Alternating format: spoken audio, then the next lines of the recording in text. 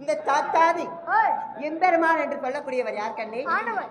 அன்னவரின் மனைவி அருமை காதலியாக இருந்து அவருடன் ஒன்று சேர்ந்தார். என் பெயர் தான் ராதை.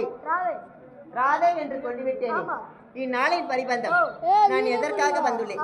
நான் யாரை பார்க்க வேண்டும்?